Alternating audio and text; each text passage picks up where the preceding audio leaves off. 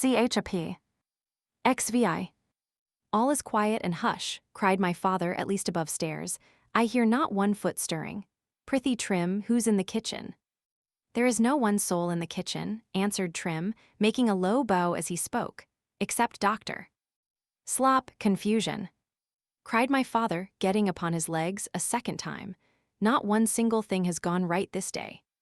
Had I faith in astrology, brother, which, by the by, my father had, I would have sworn some retrograde planet was hanging over this unfortunate house of mine, and turning every individual thing in it out of its place.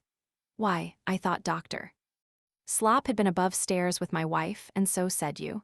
What can the fellow be puzzling about in the kitchen? He is busy, and please your honor, replied Trim, in making a bridge. 'Tis very obliging in him, quoth my uncle Toby.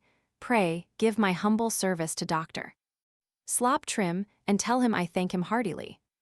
You must know, my uncle Toby mistook the bridge, as widely as my father mistook the mortars. But to understand how my uncle Toby could mistake the bridge, I fear I must give you an exact account of the road which led to it. Or to drop my metaphor, for there is nothing more dishonest in an historian than the use of one. In order to conceive the probability of this error in my uncle Toby aright, I must give you some account of an adventure of Trim's, though much against my will. I say much against my will, only because the story, in one sense, is certainly out of its place here.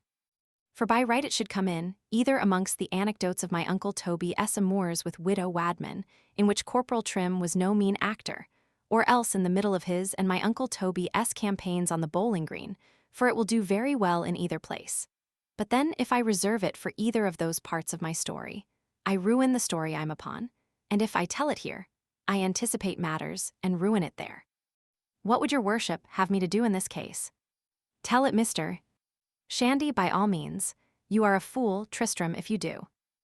O ye powers!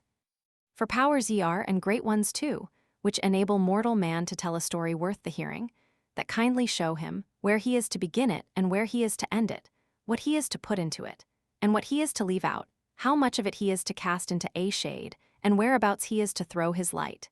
Ye, who preside over this vast empire of biographical freebooters, and see how many scrapes and plunges your subjects hourly fall into, will you do one thing?